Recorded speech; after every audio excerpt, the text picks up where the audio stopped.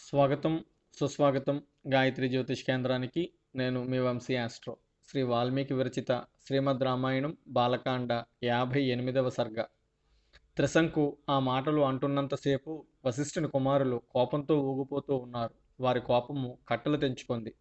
ఓ త్రిశంకు, నీవు దుర్బుద్ధివి, చెడ్డవాడివి. నీ కులగురువు వశిష్ఠుడు, ఆయన సత్యసంధుడు. ఆయన నిరాకరించిన తరువాత నీవు మరొకరి వద్దకు ఎలా వెళ్ళగలవు? నీకే కాదు, వశిష్ఠుడు ఇక్ష్వాకు వంశమునకే పురోహితుడు, గురువు, ఎల్లప్పుడూ సత్యమునే పలికేవాడు. అటువంటి కులగురువు మాటను నీవు ఎలా అతిక్రమిస్తున్నావు? మా తండ్రి గారు, నీ కులగురువు అయిన వశిష్ఠుడు తన వల్ల కాదు అని చెప్పిన యజ్ఞమును మేము ఎలా చేయిస్తాము అని అనుకున్నావు? నీవు మూర్ఖుడవు, లేకపోతే సశరీరంగా స్వర్గమునకు పోవడం సాధ్యమా కాదా అని కూడా తెలుసుకోలేకపోతున్నావు. వశిష్ఠుడు మూడు లోకములలో ఎవరి చేతనైనా ఎటువంటి యాగమునైనా చేయించగల సమర్థులు. అటువంటి వశిష్ఠుడు తన వల్ల కాదు అన్నాడంటే అది ఎంత దుర్లభమో అర్థం చేసుకో. ఆయన కాదు అన్న యాగమును మేము చేయించి ఆయనను అవమానించలేము.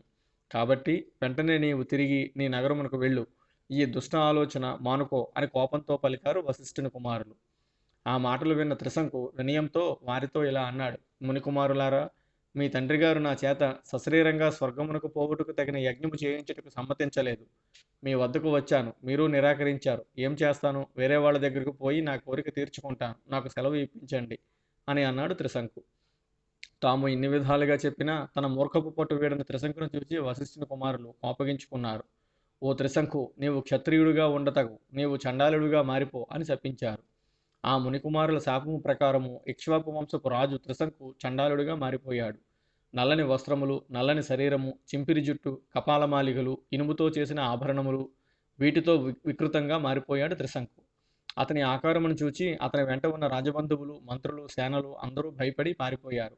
త్రిశంకు ఒంటరివాడు అయ్యాడు. అలా నడుచుకుంటూ విశ్వామిత్రుడు తపస్సు చేసుకుంటున్న చోటికి వచ్చాడు. అతనిని చూచి విశ్వామిత్రుడు జాలిపడ్డాడు. నీవు త్రిశంకు మహారాజువు కదూ, ఇక్ష్వాకు వంశరాజువు కదూ. నీకు నీ కులగురువు వశిష్ఠుని చేత నిరాకరింపబడ్డావు. అతని కుమారుల చేత శపించబడ్డావు. నీకు ఏం భయం లేదు. నీ కోరిక నేను తీరుస్తాను. నీకు ఏం కావాలో అడుగు అని పలికాడు విశ్వామిత్రుడు. అప్పుడు త్రిశంకు విశ్వామిత్రునితో ఇలా అన్నాడు: ఓ మహర్షి, నాకు ఈ శరీరంతోనే స్వర్గములకు వెళ్ళవలని కోరిక. దాని కొరకు 100 యజ్ఞములు చేశాను. నా కోరిక తీరలేదు. నా పురోహితుడు వశిష్ఠుడు నా కోరికను నిరాకరించాడు. ఆయన కుమారులు నా కోరిక తీర్చకపోగా నన్ను చండాలుడిగా కమ్మని శపించారు. దిక్కుతోచని స్థితిలో మీ వద్దకు వచ్చాను. మీరే నా కోరిక తీర్చాలి. ఓ మహర్షి, నా గురించి మీకు తెలుసు కదా. నేను అసత్యమాడను, ధర్మపరుడను, ఎన్నో యజ్ఞములు చేశాను. ప్రజలను కన్న బిడ్డల వలె పాలించాను, పెద్దలను గౌరవించాను, ఎవరికీ ఎటువంటి అపకారము చేయలేదు. కానీ నా కోరిక తీరలేదు. దైవము నా యందు అనుకూలముగా లేనప్పుడు పురుష ప్రయత్నము కూడా ఫలించదు కదా. దైవోపహతుడనైన నేను ఇప్పుడు మిమ్మల్ని ఆశ్రయించాను. ఇంక మీ దయ, మీరు కాదంటే నాకు వేరు గతి లేదు అని ప్రార్థించాడు త్రిశంకు. ఇది వాల్మీకి విరచిత శ్రీమద్ రామాయణం బాలకాండ 58వ సర్గ సంపూర్ణం. ఓం తత్సత్.